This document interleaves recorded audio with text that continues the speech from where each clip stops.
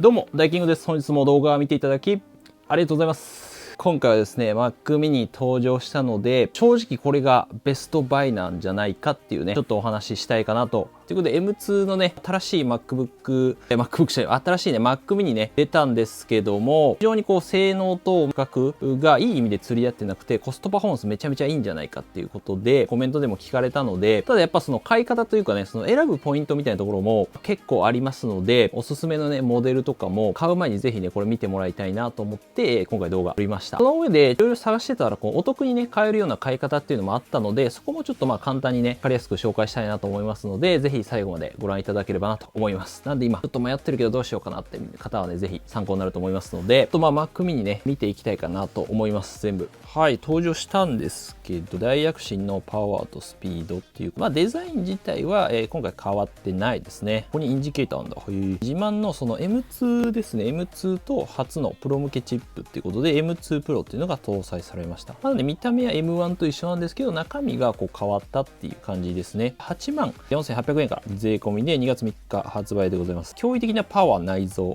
で、今回さっき言ったように M2 と M2 Pro。ここもね、どっちを選ぶかみたいなところも、ちょっと後ほどね、話したいと思いますんで、見ていきたいと思うんですけど、CPU が8コアと12コア、で、10コア。これがちょっと違うと。で、メモリとかも、載せれるあれが違いますね。ちなプレゼンテーションから臨場感あふれるゲームまで。結構普通のね、作業から、割と M2 Pro までいくと、全然 8K の編集とかもいけるんじゃないかなと。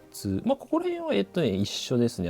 今の MacBook と Air と一緒で、M2 Pro が載せれるようになったっていう感じかな。8コア、10コア、12、19コア。パフォーマンスが、これインテルベースの Mac miniとの比較なので、この Core i7 ですね、の Mac mini が基準になって、インテル版からだと絶対変えた方がいいかなと思います。Photoshop、写真の編集とかだったらそんな M2 も M2 Pro も M1 とそんな大きな差はないかなと思うんですけども、画像とか、ビデオ編集とか、そうですね。なんでこの動画とかがちょっと入ってくるとやっぱ M2 Pro とかがいいのかなと思いますね。M2 でも全然いけるんですけどね。トランスコードとか多分ここら辺だったらそんなにやっぱ差はないのかなっていう感じがします。作業効率とかになると、普通に使う分には多分わかんないんで一緒かなと思うんですけども、MacOS 新しいのとかね、何でも正直ね使えます。はい。で、デザインは今回変わってない。なので Mac mini と、ディスプレイとキーボードマウスとか、こういう環境でやるのがいいのかなと思います。ディスプレイとかはね、これちょっとスタジオディスプレイ結構高いんで、ゲームとかもできるのかな。そうですね。バイオハザードビレッジとか、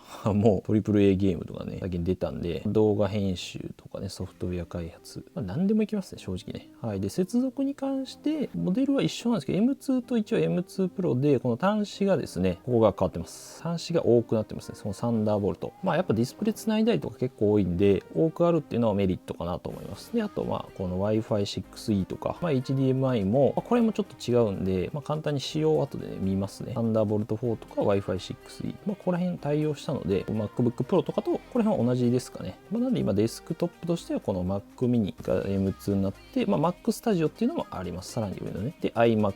iMac は全部これ揃ってるんで、楽に使いたいのはこれもありかなと思うんですけども、他アクセサリーを好きなの揃えて使うって感じで、ちょっとね、仕様を見たいと思うんですけど、その注意点みたいなところもね、やっぱいくつかあって、そのモデルによって価格がこんな感じで違うんですけど、M2 チップ、M2 Pro。で、M2 Pro の方が10コアになってるんで CPU が高性能コアっていうのが2つ増えてます。こっちは結構負荷のかかる作業の時使うんで性能が高くなってるよっていう感じですかね。 GPU も違います。16コア。動画とかはやっぱこっちが強い。でメディアエンジンとかは変わんないのかな。オプションとしてさらに変えられますよっていうところで、メモリとかは32GB まで、ベースが 16GB ある。ストレージとかは大体一緒ですね、ここら辺は。で、このディスプレイのサポートがちょっと違って、最大2台3台っていうのもそうなんですけど、つなげるディスプレイが。こっちでも最大 6K で HDMI144Hz とかもね、240Hz までいけるんですよね。はい。これがなかなかはい、4K で 60Hz までだったんですけど、その画面の滑らかさですね、ゲームとかそういう時に活用できるのかな。これは結構すごい。240までいけるかね。で、HDMI も対応してます。なんで MacBook Pro とかと同じ仕様になってるのかな、こっちは。これでも十分ですけどね、正直。で、ハイインピダンス対応した。M1 と比べると。で、さっき言ったこの端子が変わりますよってことで、M2 Pro の方が。で、今回 Wi-Fi 6E とこの Bluetooth も最新のものになっております。確かちょっとね、軽くなったのかな。で、M2 Pro がなんかちょっと重いんですけど、でおそらくその中のファンがいいんじゃないかっていうね、ことが言われてます。これちょっとまだ実際見てないんでわかんないんですけど、前その MacBook でね、M1Max のモデルが結構ファンが性能がなんかいいみたいなね、あったらしいんで、今回も多分その差なんじゃないかなっていう気はします。スペック的な。ちょっと簡単に比較すると、今回 M2 Pro で、これ Mac mini M1 ですね。M2 の MacBook Air。価格はね、変わってくるんですけども、今買うのはやっぱこれかな。僕これ今使ってるんですけど M2。これ持ち運びとかね、全部、最初からついてるっていうのはやっぱりいいかなっていうところなんですけど、もちろんディスプレイついてて、M2 チップ。M2 とこの M2 大体一緒ですね。ほんと性能的には。CPU が、こっち10コアとかあったかな、もともと。GPU とかもいいと。メモリも、M2 だったら 24GB までかな。ここは一緒ですね、大体。M1 からちょっと上がってるのかな。メモリ待機幅とかはなんかないんだね。M2 Pro はもう全然違います。なんか今回やっぱ M1Max よりいいんじゃないかって言われてて、これが結構ね、コスパいいんじゃないかって言われてるゆえんなんですけども、M1 Pro は3台いけますと。いうところで、若干やっぱ重さとかも軽くなってるのかな。ちょっと高さがなんか減ってる。MacBook Air は全然別物なんであれですけど、このワイヤレスの部分が Wi-Fi 6E と Bluetooth 最新のものになってます。M2MacBook も前のもののまま 5.0 なんで、ルーターも揃えないといけないんであれなんですけども、MacBook はね、やっぱ持ち運べるっていうのがやっぱ利点なんで、充電持ちこれめちゃめちゃいいですね。はい。ということで実際にちょっとね、モデルを見たいかなと思うんですけども、3つあって、これが一番安い8コア紙と10コア GPU で、ストレージ上がっただけですね。で、あと M2 Pro。2 Pro は結構価格がグッて上がるかなっていう。だけども M1 Pro よりいいんじゃないかっていうところで、配送に関しては、M2 Pro はちょっと伸びてますね。もう、バレンタインデーぐらいになってる。いいかなって思うんで、ちょっと見たいと思うんですけど、M2 のモデルでも正直全然これでもいいかなと思います。ストレージとか。ただおすすめとしては、でも8でもね、全然いけるんですけど、16にして、ストレージ5、これは一番おすすめというか、シンプルに、これで14万。M2 Air かと比べても、いいんじゃないかな。16ギガあれば、ほぼ大体何でもできます。多分ここの違いは正直そんなないんじゃないかなと思いますね、性能的には。ストレージは動画とかやったらやっぱ1テラとかあってもいいかなと思うんですけども、512、大体このぐらいあれば、満足かなっていうところで、イーサネットに関しては、これは正直いらないかなと思って、直付けで有線で挿すみたいな感じなんですけど、今回 Wi-Fi 6E も対応したので、どうしても挿したい、有線でね、挿したいっていう方以外は、Wi-Fi 使うと思うんで、必要ないかなと思います。これでも17、でも10日ぐらいになるんだね、これでも。ベースモデルだとやっぱ早いんですね。M2 Pro は、これなんで MacBook Air と大体一緒で、こっちも別に一緒なんですよね、さっきのやつと。で、よいしょ。M2 Pro は10コアと16コアと CPU、GPU ともにちょっと上がりますよっていうので、16ギガ、ぶっちゃけこれでもういいかなっていう感じしますけどね。確かに動画やんならそうだな、1テラとかあってもいいかなっていう、1テラぐらいあってもいいかなと思うんですけども、30にはどうだろうな、そんないるかなって、これは26万になるから、スタジオになんか近づいちゃうんで、こんぐらいなのかな。ここの差が、で、ベンチマークがね、ちょっと出てたんですけど、性能をその数値で表すみたいな。お宝さんだったか確かにそうだよね。M2 のベンチマークは一緒なんですよ。大体やっぱ MacBook Air と、ちょっと多いのか。MacBook Air とそんな変わんないけども、この M2 Pro が10コア CPU とかになると、12000とかになるんで、マルチコアが。なかなか強い。M1Max ぐらい。この12コア CPU、19コアが14000ぐらいになるんで、このぐらいの差だったら多分、実際使ってそんな大きくは変わらないんじゃないかなと思ってます。実数が出たわけじゃないんで、あれですけど、発売してからね、見たいと思いますけど、で、ただね、GPU に関しては、このメタルスコアってやつで見えるんですけども、これ M2 かな ?M2 が3万ぐらいなんで、M2 Air って多分あんま変わんないですね。このぐらいの数値でした。僕も測ってみたら。M2 Pro になると、もう5万近い数値になるんで、これでめちゃめちゃ強い。すげえなと思った、これは。これはでも結構、違うと思います。まあ、こんだけあれば動画編集とか多分十分できんじゃないかなと思いますね。ゴリゴリ。これがちょっとまだ出てなかったんだけど、Mac Studio がこれどれぐらいなんだっけ？ M1 ウルトラはさすがに鬼のように強いと思うけど、これ強すぎんな、60。M1 Max がこれ24コアでこのぐらいなんですよ、多分。M1 Max より変わんないもんね、だって。M1 Pro と。M1 Max にしたら多分結構50くらい、結構いい値段すると思うんですよね。で、メタルスコアが M1 Max、まあ6万なんで、まあそれに迫るぐらいね、6、7万。ちょっと差はあるけど若干。全然いい。M2 Pro。M1 Max に迫るぐらいの勢いなんで、これはまあコスパいいよねってなるわ。まあ感じですかね。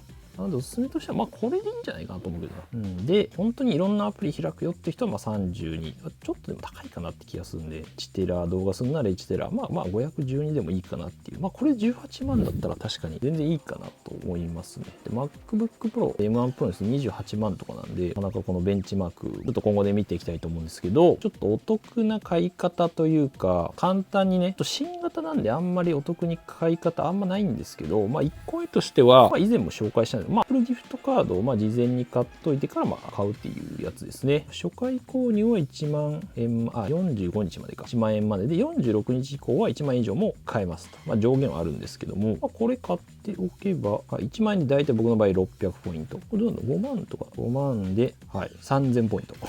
最高ですね。これを買ってから、後でその Apple Store の方で買うみたいな。まあ、これで3000ポイント。はい、今まあ楽天、ね、ペイとかで使えるんで、普通にまあコンビニとかそういうところで使えるんですよね。まあ僕の場合ですけど、これは楽天モバイルとまあカードの特典分があるんで、まあこれも鉄板ですけど、まあ注文確認メール届いて、そこにコードが入ってるんですけど、で、あとまあその Apple のオンライン、自分のとこ行って、正直この iTunes ストアで入れるだけなんで、めっちゃ簡単です。ぶっちゃけ5分、10分ぐらいで終わると思う。まあこれは一番おすすめかなと思います。簡単なんで。あとは、これ僕いつもですね、このコミュニティとこがあるんですけど、で、なんか Amazon でこれも出てて、1% からだいたい 5% 還元あったのかな。PayDay の後払いキャンペーンっていうのもあって、20% 還元とかありましたね。この Amazon もあるんですけど、ポイント還元。今ね、5% になってますね。で、4240ポイント。512ギガも確か 5% じゃなかった。5640。メモリはただでも8ギガなのかな。まあもしそのメモリ8ギガでいいんだったら、これでも全然いいかなと思います。で、M2 Pro が、でも 1% か、こっちは。っていうところと、後払いペイデイっていうのが 20% 還元っていうのがあるんですけど、そうだ、ちょっとその前に、あと、まあ今日の段階だと、なんかセールみたいなやってるんで、これエントリーしておくと多分1万円以上でポイント対象になるんですよ。プライム会員が 2% で、ショッピングアプリ経由で買うと 0.5%、プライム会員で多分 2.5 かな、俺の場合だと。マスターカードないんで、これエントリーしてから買うのもありかなと思います。ペイデイの後払い見けど、初回限定みたいなんですけど、上限がちょっと3000ポイントなんで、3000ポイントもらえるのかな。エントリーして、決済金額から 20% 分還元されて、30日以内にペイディを利用し注文いただくということが、条件ということですね。ペイディこれ、アップルもね、入ってるんですけど、今、アップルに確か買収されたんじゃなかったっけな。分割払いになるってだけですね、正直ね。これでもめっちゃ簡単です、正直。アプリ入れて、買うだけなんで、結構いいかな。分割払いなんですけど、もちろん手数料もないんで、まあまあとかね、3回払いより増やしてほしい。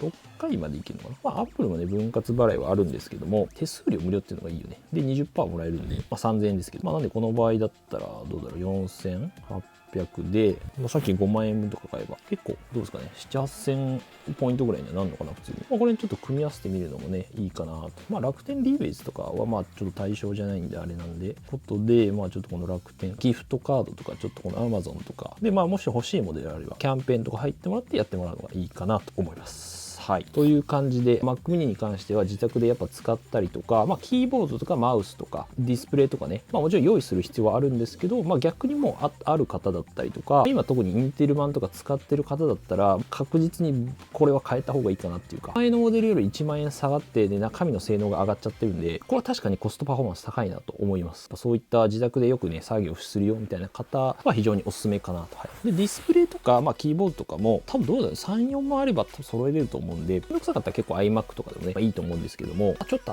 新しいの出るような気もするんで、そこら辺もまたちょっと動画にしてね、今後も配信していきますので、この動画、ほんとためになったよと思った方、ぜひグッドボタン。今後も、Apple 製品ね、正直なレビューとか、お得な情報とかをね、もちろん配信していきますので、こういったものを見逃したくないよって方は、ぜひチャンネル登録お願いいたします。ということで、また次回の動画でお会いしましょう。良い一日お過ごしください。バイバーイ。Mac mini はね、いいですね。確かにこれ M2 Pro は M1Max よりいいってね、すごいね。前の最強のやつよりいい。進化が早くて、ちょっともうすごいな。ついていけね。